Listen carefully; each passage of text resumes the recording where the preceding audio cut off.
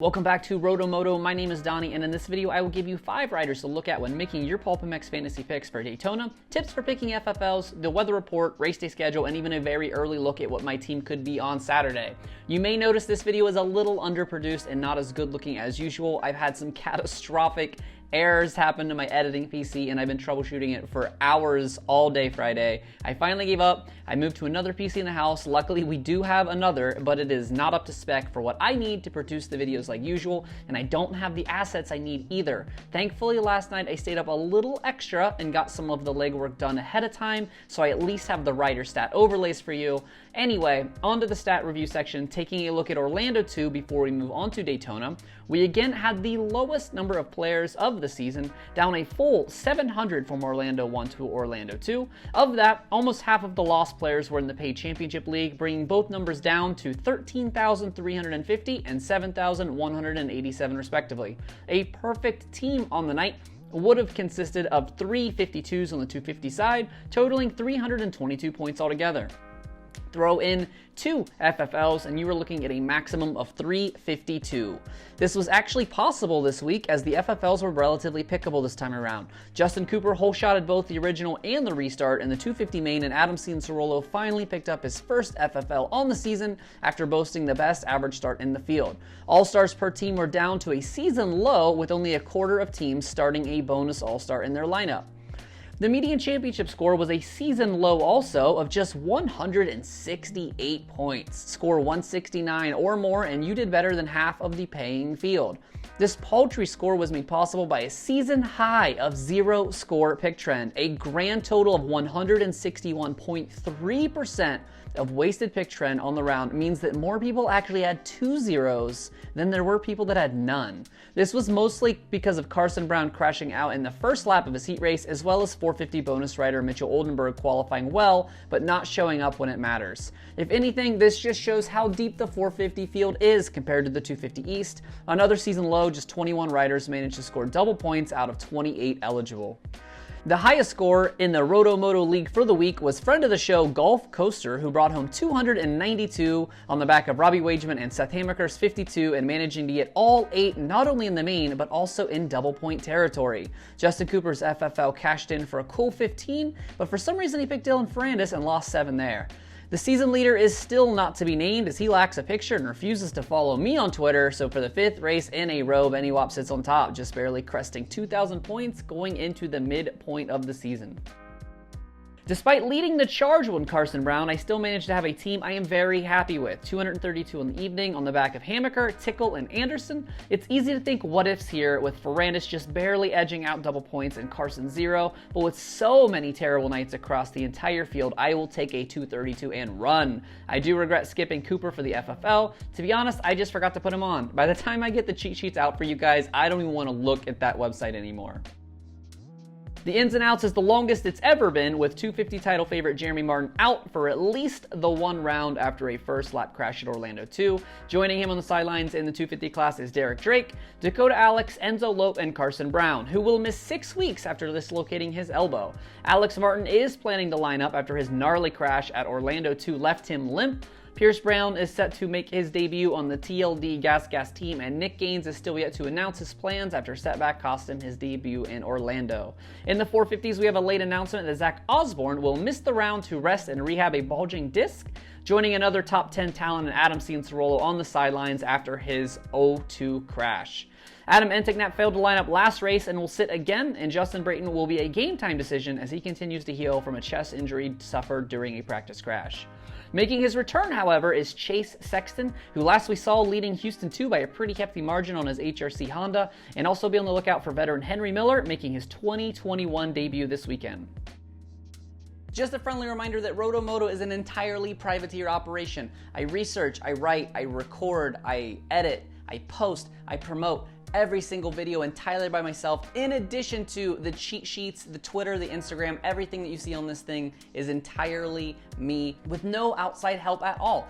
If you want to support me and help Roto Moto grow, please check out our website at rotomoto.co. Check out the merch section. We have shirts, beanies, hats, book bags, and a brand new shirt was added recently, the Never Change AMA shirt, which was recently featured on the PulpMX live show, worn by the very handsome Travis Marks. If you are serious about maximizing your PulpMX fantasy scores, please consider subscribing to the Roto Moto Patreon. You will have access to an exclusive podcast every week with an early look at the handicaps, a private Discord server, and most importantly, the enhanced cheat sheet that is stocked full of so much information. It will literally make your head spin, and if you don't have the scratch to support financially, that's okay too. Please hit the little subscribe button right below the video, leave a really productive comment, and share the post on Twitter and Instagram to your friends.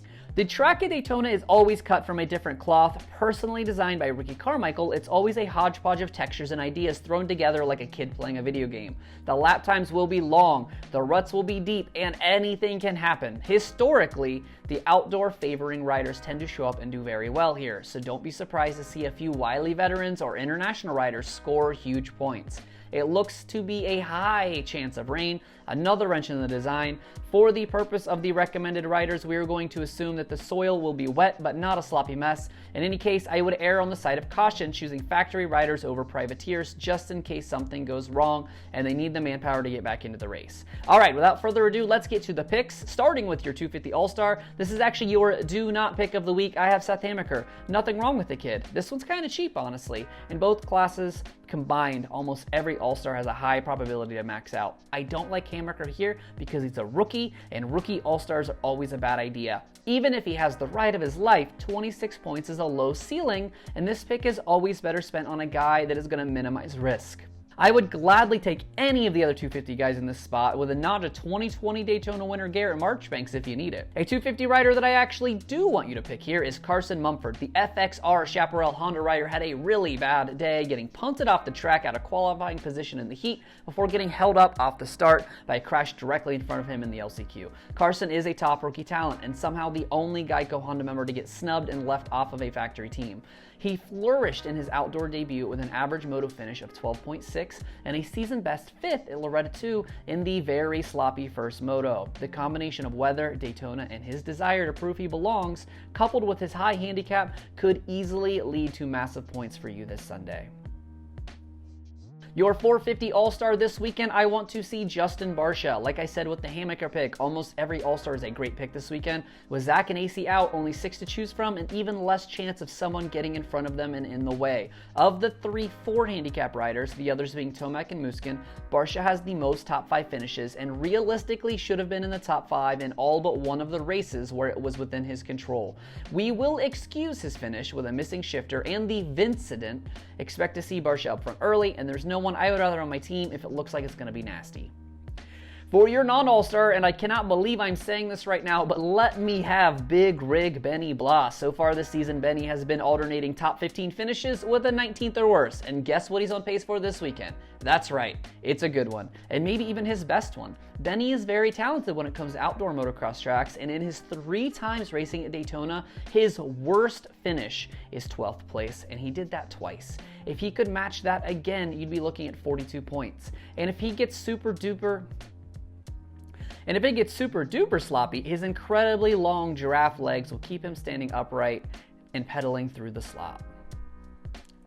The high handicap hero of the round, given to a rider with a handicap of 10 or more that I think has a realistic chance to score massive points this weekend if you're the type of person that likes to sweat out a little LCQ for a big payout. This one's a special request, as I've had a few people ask me about recommending specifically some very high 15-16 handicaps. Well, this is your time. Justin Rodbell, come on down. The SGB Kawasaki rider is the definition of an outdoor specialist, coming out of literally nowhere last year to finish 16th in the Lucas Oil Pro Motocross 450 Championship. He finished in the top 20 in all but 3 of his motos with a career best 12:12 at, you guessed it, that sloppy Loretta 2 track. This is a slight concern about his health coming in, as he did miss time with injury this season, but if he qualifies a notch above where he normally does, I think he's worth a look here if you really need to make up points or just really like that gamble.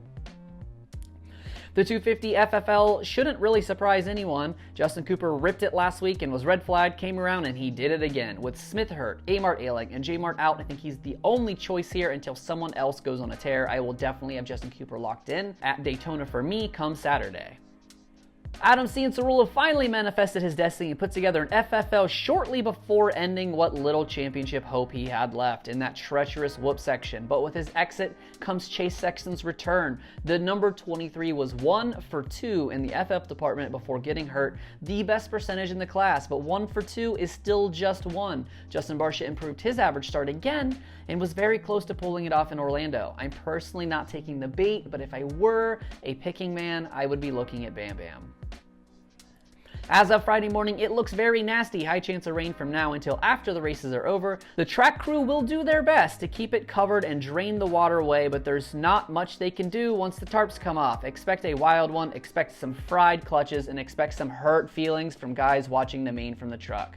The schedule is more of the usual East Coast fare. Tune with Blair and Hubbard for Race Day Live in 1 p.m. local time and 3.5-hour pre-show program.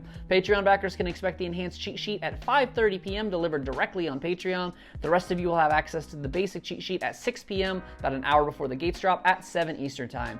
The race will be broadcast both live on NBCSN and the Peacock app starting at 7 o'clock. And don't forget to tune in right back here on YouTube for the Roto Moto post-race program, beginning immediately following the 450 podium interviews, starting around 10 p.m. Eastern Time, assuming I can have my PC fixed in time. My Thursday morning team is a little conservative this time around and looks like this. I have 2020 Daytona winner Garrett Marchbanks at a 3 handicap as my 250 All-Star. Carson Mumford's 8 handicap for the upside. Alex Martin to take advantage of the conditions with all of his thrash track experience. And rookie Styles Robertson, who didn't do too bad for himself when the conditions got rough outdoors in 2020. In the 450 class, I have Justin Barcia as my All-Star at a 4, Chase Sexton returning for HRC Honda with a 2 handicap. I have Baby Giraffe Benny Bloss as an upside pick, and rounding out my team is MXGP Pro and no stranger to perilous conditions, HEP's Mad Max Anstey, who has an 8 handicap. I have Justin Cooper penciled in for my FFL and will stay there unless it looks like a full-blown mutter. Do not forget to follow at RotoXMoto on Twitter and Instagram for qualifying insights, injury reports, stats, banter as the race goes in, and of course those ever important fantasy qualifying cheat sheets. And if you want even more help making your picks, be sure to check out and subscribe to Roto Moto on Patreon for access to the enhanced cheat sheets chocked full of more data than you can imagine to help you make those huge point picks. I want to give a shout out to the current Patreon supporters. This channel is made possible by good people like Trevor, Chad H, and B Hood. Thanks as always for watching Roto Moto. My name is Donnie, and I will see you on race day.